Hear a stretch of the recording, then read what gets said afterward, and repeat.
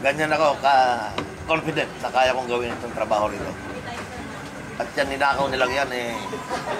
Palay ko, nasa bubusan na yung mga yan. Over the years. Oo, kaya, teka muna pare. Ngayon, sabi ko, simple lang. Ako, bumuha ko ng ticket para labanan itong masamang administrasyon. Itong ticket na ito, iaharap ko sa bayan, sabi ko. At ito'y ibibigay namin, sabi ko, sa bayan. A true picture of Olongapo. What happened to Olongapo? Ang isa ako, pwede ko ipangako sa inyo. Ito, hamon ito ako. Kayo, harap ka, press. I authorize you to print this. Maski anong gawin niyo.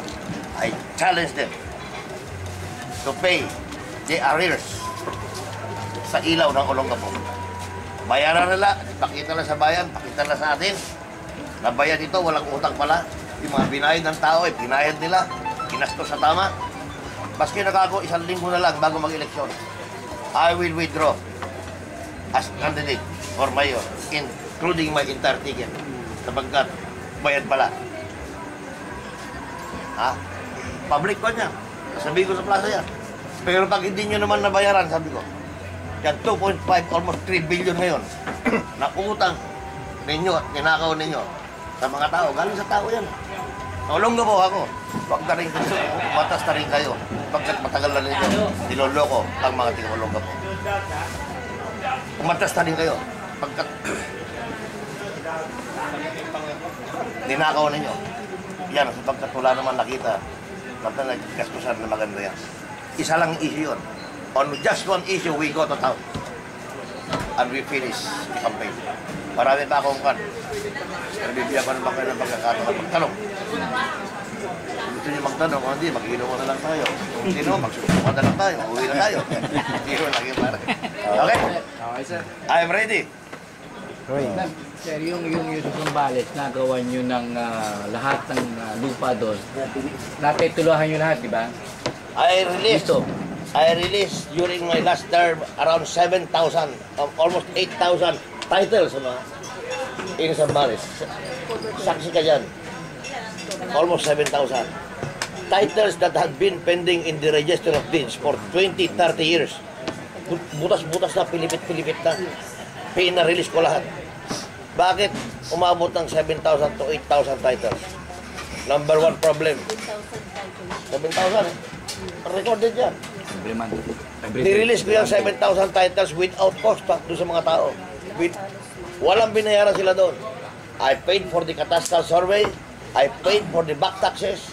I paid for all the requirements needed to release the title. Yung ibang title doon, patay na yung lolo nila. Ako na lang yung kumukuha. If I was able to do it in Zambales, I can do it in Olongapo. Dito walang titulo dito eh. Mabibilang lang yung share dito yung... Ay paano yun man? Iniispatan ng mga may kapangyarihan. Ayaw nila magkaroon ng titulo dito para may hold sila sa mga tao eh. Yan, isa yan. Yan. Alam niyo,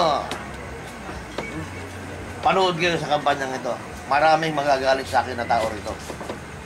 Sapagkat. Pero mas maraming matutuwa. Ito, irreparable. Itong administrasyon na ito. Hindi na pwedeng tumino ito. Sapagkat, chief of office ka eh. Inayos mo yung butcher, pinaayos ko, pinabayad ko doon sa pamangkin ko eh. Maski walang dinideliver, binabayaran eh. Hindi na pwedeng tumino ikaw. May what? Sapagkat ginamit kita eh. Maski magloko ka, hindi na kita malidisiplina eh. Pagkat ginamit kita eh. Diba? Ito, irreparable. 30 years they've been doing it. Generation niya. Kaya ito, yan, ang unang-unang ko na. On just two issues. Huwag mo lang nakawin yung, at paghanap buhay niya mga kamag-anak mo sa city o sa gobyerno eh. Aanda rin ito, maski gugong yung mayor dyan eh. May sariling budget eh. May IRA, share ito eh. May IRA, ano ito eh. Sir, tanong ko lang po, sa loob ng 30 taon ng panunungkulan ng mga gordo, tapos naging governor din kayo ng Zambales. Ngayon po, tanong ko lang po, ba't ngayon lang yata kayo nag-decision na May trabaho ako doon.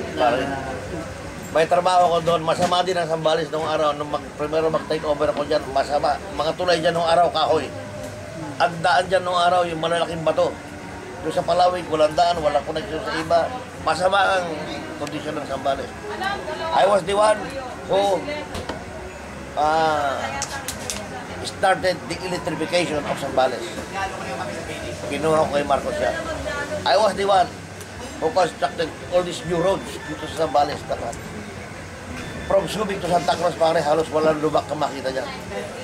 Pwera ba yan? Lahat ng mga areas ang dapat buksan. San Antonio to Castillejos, lahat ng mga bypass dyan. Tinapos ko lahat dyan.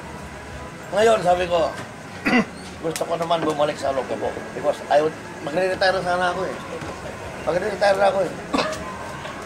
I am 69 years old yun. I'm about to retire. I'm the president of the Post Bank ngayon. Postal Bank. Chairman. Kako, easy kako. May staff ako, kompleto. May bangko akong hawak.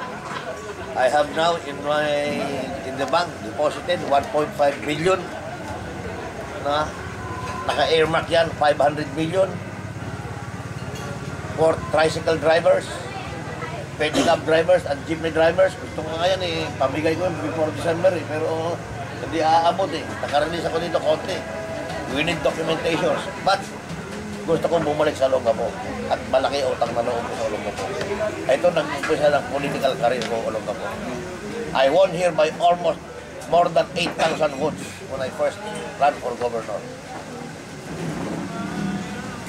Gusto ko naman bumalik at ayusin ito.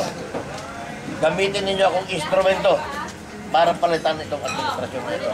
After this, maski barbero ilagay mo dyan, matino ng takbo. Huwag lang sila magnakaw. Kasi may sariling pera ito eh.